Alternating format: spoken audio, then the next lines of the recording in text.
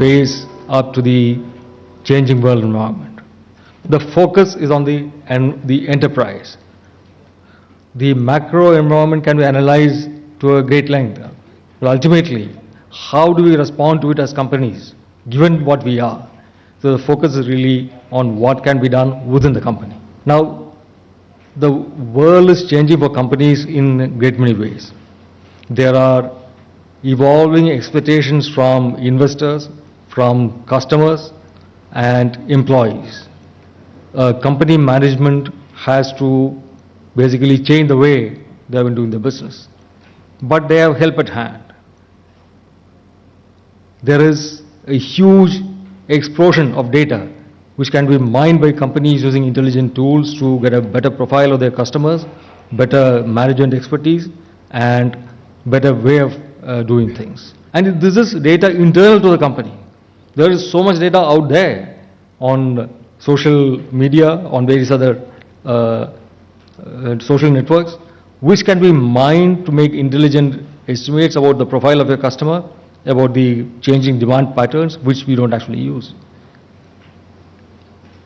And there are different expectations, particularly in India, where talent, usable talent, is actually in short supply in relation to fast-growing demand. The ability to retain talent itself is a very major challenge. How do you do that? So these are issues, again, where companies have to think differently from what they used to in the past. There are many issues to discuss, but since given the limited availability of time that Mr. Pilot has with us, I'll ask him to deliver his inaugural address. Thank you, Mr. Pilot.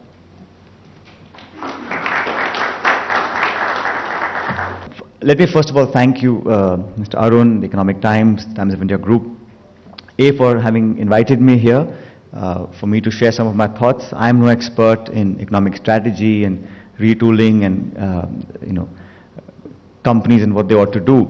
But I did want to use this opportunity to share a few of my thoughts on what I think is the world around us here in India and perhaps globally, and what we could do as a corporate, as an industry, as a society, and foremost as a nation. People look at India as 1/6 of humanity with so many castes and religions and all the problems that you read every day in the papers, and I can assure you I know more of them than you do. But the fact that we are still growing at 6-7% every year, we are still creating employment despite everything happening around the world, we are able to achieve many more things than people had given us credit for even 20 years ago. But what I fundamentally believe in is the fact that this country, this nation, our proud history, our formidable future has something to offer for everybody, including those who create wealth, employment, prosperity, which is the corporate citizens, the industry, the entrepreneurs, the individuals who fire the ideas that leads to innovation, development, and creates a whole ecosystem where all of us can very proudly participate. I believe as a policymaker, the job at hand that we have is to create an atmosphere where there is confidence in the growth trajectory of this country.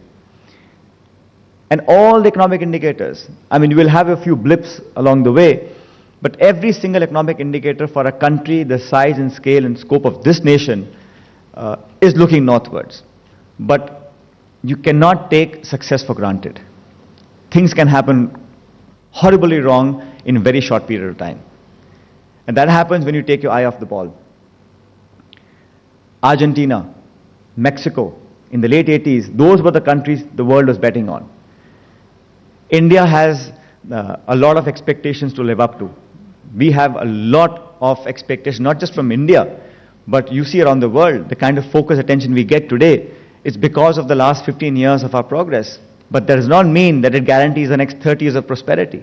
I just wanted, in the end, to sum up by saying that we have a long journey ahead of us. And no one, including me, in this government, or any government for that matter, is unaware of the fact of the enormous responsibility we carry on our shoulders once we are elected to power. It is not that you are voted to power and you are made to form a government and things happen and you are happy with status quo. I am not happy with status quo. And if you get happy with how things are, then I fear you will not achieve very much. It is your insatiable desire to do better, to achieve more, to deliver more and promise less. That is the kinds of value creation both governments and corporations should have, because I think we are ultimately working towards the same objective. But I think it is also my responsibility to intervene when market forces will not do justice. It's no one's case to say that we can have a 10% GDP growth, but the curves of demand and supply will take care of every education need, every medical need, every food security need of everybody in this country. So there are sections of our society, geographical, social, which need the hand-holding, which need the support, commitment, and the budgetary allocation, I dare say, of the government of the day. So that's a responsibility that we work with at all times. At the same time, we've got to foster growth. Unless you create wealth, it will not percolate down.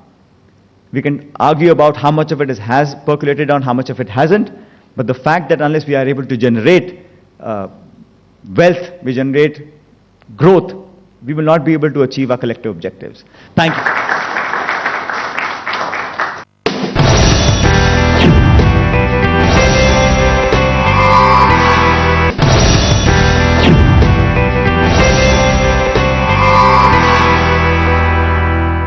Good evening, everybody, and we are of course here to discuss retooling enterprises to compete. We are not going to be talking about the macroeconomic concerns. I think enough has written and been said about that, but it's time to perhaps look within and leverage what does exist. Joining me, a very eminent panel, and I'm going to reintroduce people here. Mr. Umang Vohra, Executive Vice President and CFO of Dr. Reddy's Labs, joins us here.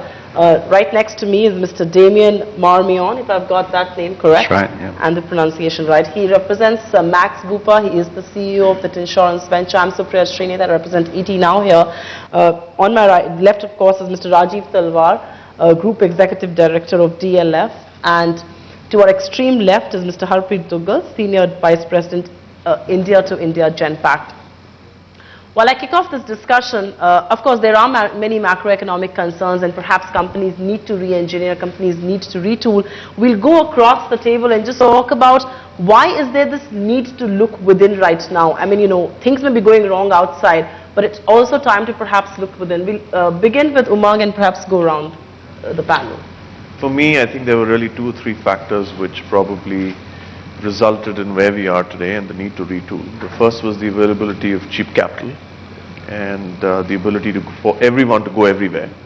And what tended to happen is that people started satisfying multiple needs and multiple customers without being selective about them. The other issue is that we were still on a curve where product innovation was still pretty high. And I'm going to make the distinction between product and service innovation.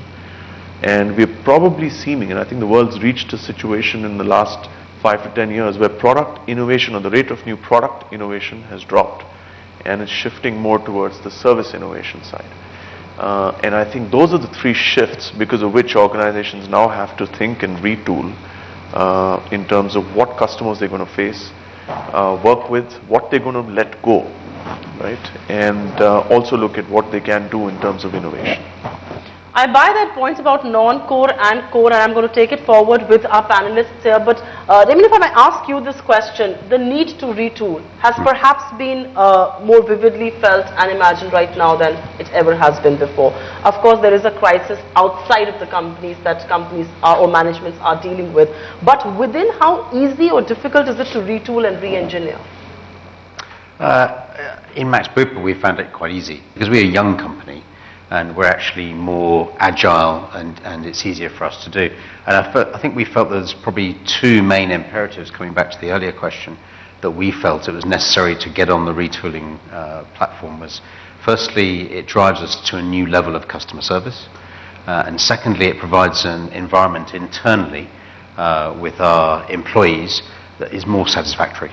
So people end up doing more satisfactory and more satisfying jobs for themselves, but also for customers, when you remove some of these elements of the process and you can retool to simplify, improve and deliver better customer service. I think that's an important point and an important distinction that he is making, new versus the old companies. You know, new guys are perhaps more agile vis-a-vis the old companies. What would you say in defense? One of the oldest companies perhaps present in this room here. We are 66 years old, and I think our greatest challenge was how to, as an asset class, how to keep on giving value back to the customers. I think we needed to look inwards. We've tried experiments, we've changed, and what Umang said, finance. I think that became a double-edged weapon for us. One, sources of finance at the rate that they would come in, and you would still need to deliver a product, the price of which was fixed long before you delivered it. It's a long time cycle gap industry. And number two, that not only the source of finance, but what are you going to do with the money? I mean, once we went public, I think we made some calls, some were right, some may not have been right, but then Q on Q, Y on Y, those kind of pressures, I think for a long time cycle gap industry and for a house which was almost working at 50 or 55 million square feet constantly, and so much so that someone said it just never stops. How could you repeat whatever asset value that you wanted to impart to the customer finally, that he saw a return in it? That's a fair point that you're bringing to this discussion, and I'm going to come back to you about core, known core. But Harpreet, if I may bring up this question to you, all three of them perhaps deal with you on this very re-engineering, retooling bit. Are you seeing Indian companies perhaps insisting on this a lot more than they ever did before? Yes, so I think clearly, and there are two kinds of companies. I think Damien represents one of those, which is companies who are starting young and have the benefit of agility or the ability to adopt process, technology, innovation right up there. There are companies who have been traditional, who for many years built a particular model that worked for them. Those models are getting disrupted. I mean, those models, there are some global trends and then there's some local trends. Global trends are things like mega data.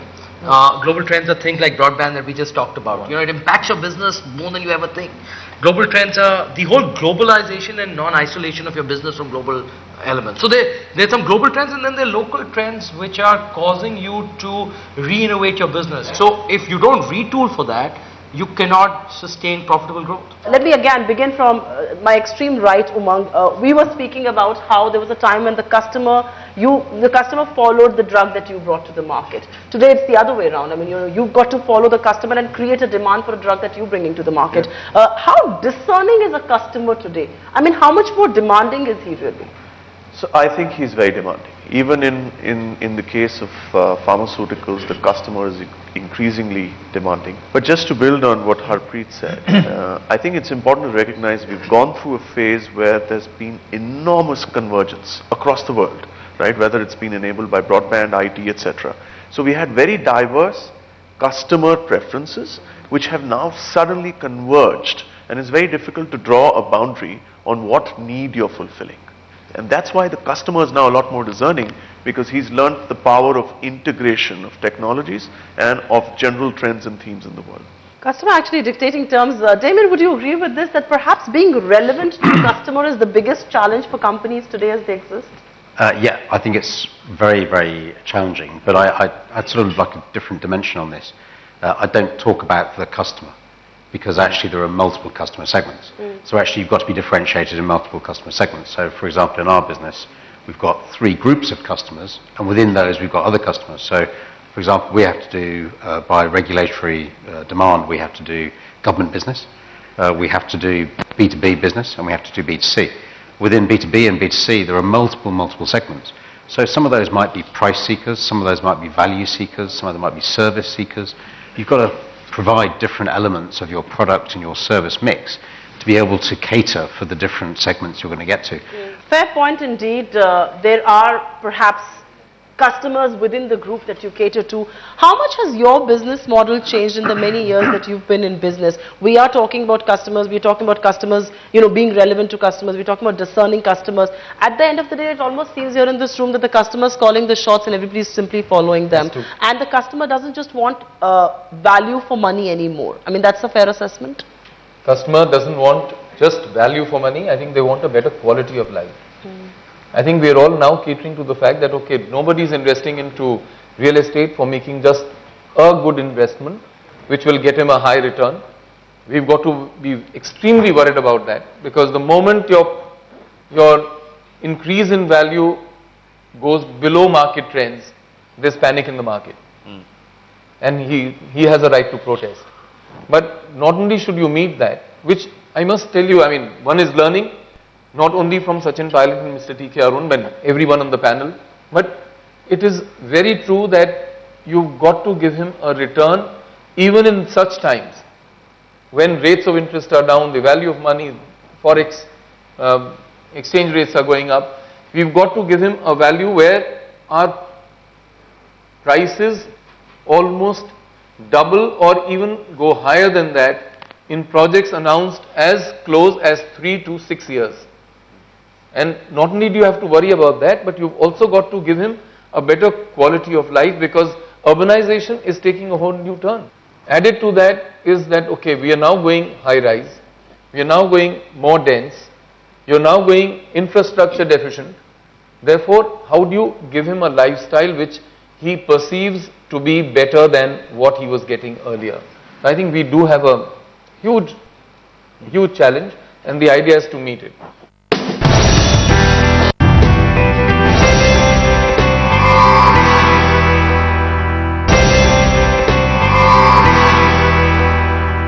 You know, while the entrenched players like perhaps Mr. Talwar have the advantage of having been there, having had the learning curve, the new guys who come in, I'm not particularly talking about real estate, but new guys who come in any field do not have the luxury of time. They do not have the luxury to learn, and you've got to actually hit the market running, as they say. That's also a part of retooling, and perhaps that's a bigger challenge to re-engineer. It is. I mean, first it starts with recognizing that the traditional model of believing that if you own every part of the value chain, you're the best off, has to actually diminish for a moment. Because, you know, that I'm the most vertically integrated company is no longer a differentiator. Actually, your differentiator is how nimble are you and how flexible are you in an environment that's going to change. So that's the starting point that you have to first culturally tell yourself. Once you've done that, then leveraging knowledge, partnerships to be aggressive in achieving your aim is the way forward. So, I mean, clearly, and you will never be able to be as fast yourself as you can by leveraging partnership. And it's for various things. One is you don't know what you don't know. You know, you're limited by the knowledge that's in your team. I mean, that's really your team. The second is you don't have the management bandwidth. So if you're coming into a market and you're saying, I want to grow at 60%, and I know I can grow at 60% because there is a market out there for 60%, you still can't create you will have a leadership team that can either focus there or can then focus in setting up your F&A processes, setting up your supply chain processes, setting up your compliance processes. I'm just taking examples of that. You much rather say that they have to be good, they have to be compliant, and they've got to be world class. But do I have to do it myself to make them world class? No. Not necessarily. That's a fair point. It's perhaps as true for entrenched operators as it is for the new guys coming in, incumbents versus the new entrants. Mr. Talwar, speed to market is something that we spoke about. We're learning. You're constantly learning, right? Yes, I mean, how much? learning. It's all about being nimble, like Harpreet says. It's all about being on your toes. Are the new guys really giving you I wouldn't say a run for your money, but are they really keeping you agile at every given point in time? I think it's new times. I mean, it's constantly changing times which keep you on your toes. I mean, you just can't let hair grow in this market, literally. Yes. Believe me, it's changed. Some of us don't have the luxury. Yeah, I know, to hit the market running. Yeah, but it actually is so true. Whether you're an established player or whether you're a new player, how do you set benchmarks? How do you give a product time and again at a value where the quality of the product is world class, lifestyles are changing, you match those, and at the same time you are able to deliver in what is perceived to be reasonable time and at a reasonable price line. So you've got to keep up pace with them, you've got to keep a product and educate perception at the same time, because even the slightest cycle going down can lead to a perception where you can be saddled with a court case. In this kind of competition, you can be saddled with a fine also on that.